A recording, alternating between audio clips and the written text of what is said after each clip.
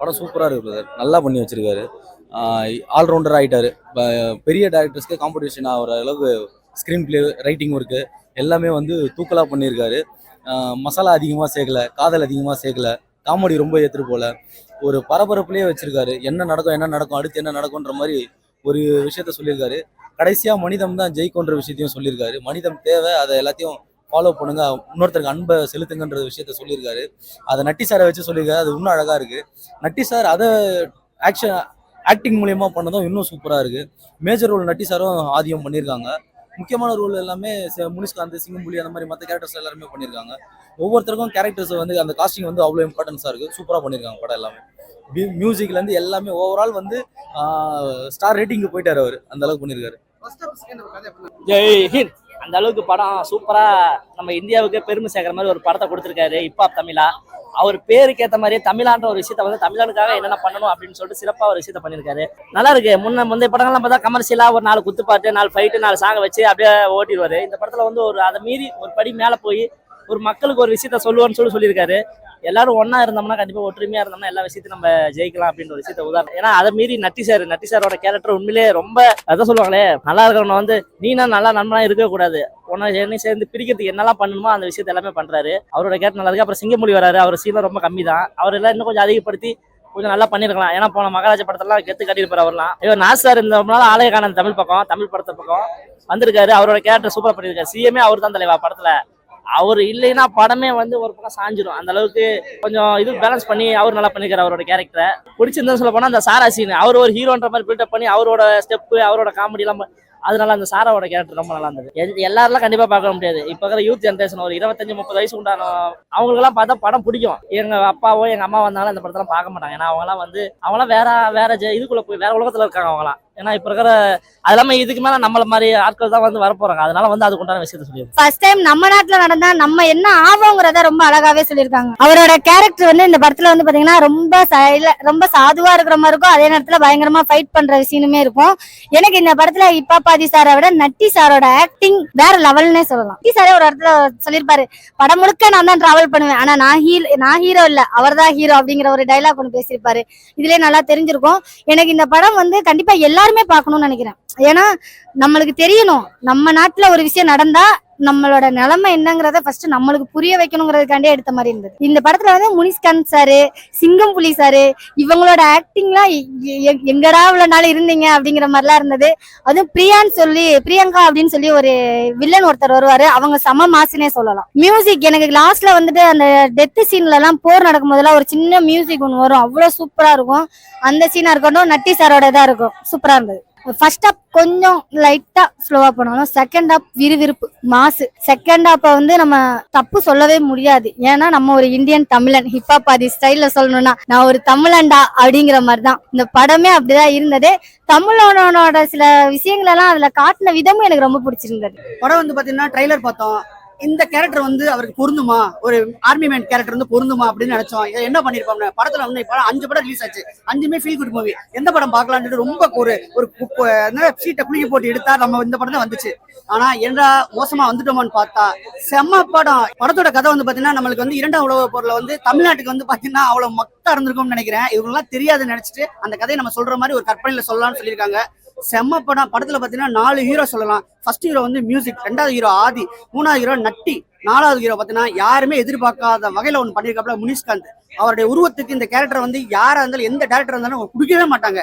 இந்த கேரக்டர் அவனுக்கு பொருந்தாத பண்ணி போயிட்டேன்னு சொல்லுவாங்க. ஆனாலும் பாத்தீங்கன்னா நீ பண்ணு நான் நல்லா இருக்கும்னு நினைச்சு இழுத்து வந்திருக்காப்ல இல்ல, அதை பண்ணிருக்காப்ல முனிஷ்காந்த். சம்பவம் பண்ணிட்டாப்ல. செம்ம கேரக்டர். மெசேஜ் எல்லாம் ஒண்ணும் இல்ல. மனிதன் கிட்ட வந்து பணம் இருக்கும்போது ரொம்ப திமுறா இதா தெரிவானுங்க. ஏன்னா பணம் இல்லைன்னு நீங்க உங்களுக்கு பணம் இல்லை எனக்கு பணம் இல்லைன்னா வா நண்பான்னு கூட்டிட்டு போவோம். அதுதான் கதை.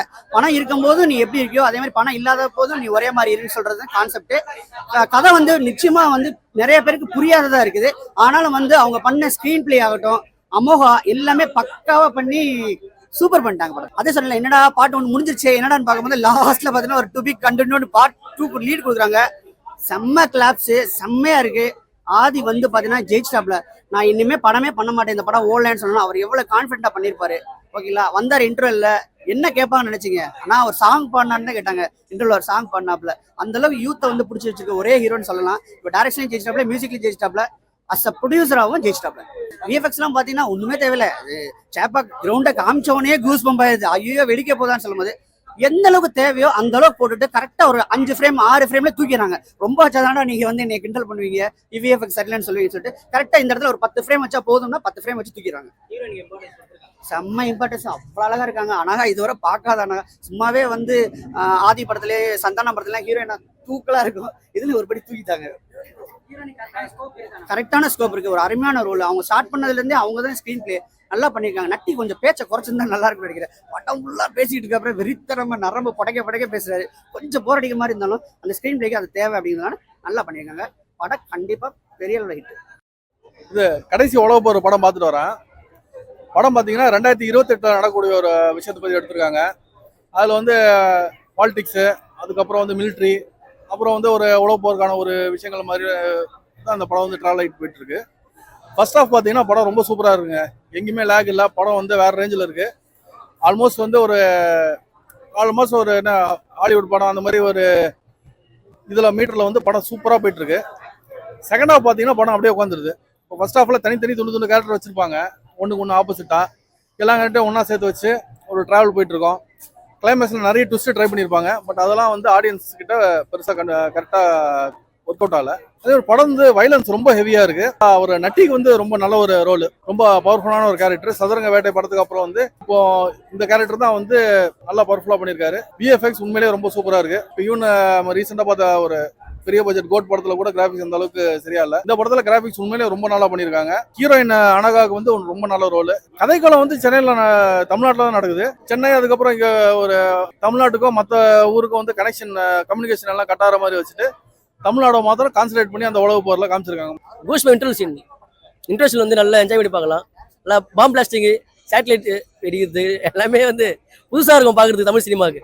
அவரோட ஃபர்ஸ்ட் படம் இது ப்ரொடக்ஷன்ல நல்லா குடுத்துருக்காங்க. நல்ல ஒரு கம்பேக்கா இருக்கும். இல்ல டைட்டிலுக்கும் அதுக்குமே வந்து லைக் கிளைமேக்ஸ்ல அந்த பாயிண்ட் லைக் ரிவீல் ஆகிற மாதிரி இருக்கும். அது ஓப்பனிங்ல டைட்டில் இல்லாம அது கிளைமேக்ஸ்ல தான் வந்து படம் முடிகிற மாதிரி ரிவீல் ஆகிற மாதிரி இருக்கும். எல்லாம் கலந்துருக்கு. ஆக்சுவலா இதுல காதல் இருக்கு, சரிங்களா, வார் பத்தி ஃபுல்லா இருக்கு. சென்னைக்கு ஒரு வார் வந்தா எப்படி இருக்கும்? அது சென்னையில வார் நடக்குது. சென்னை அப்படியே காட்டுறாங்க. மக்களுக்கு வந்து எல்லாம் காசுன்னு வாங்க தெரியுமா, அது முக்கியம் இல்லைன்னு வருது இந்த படத்துல.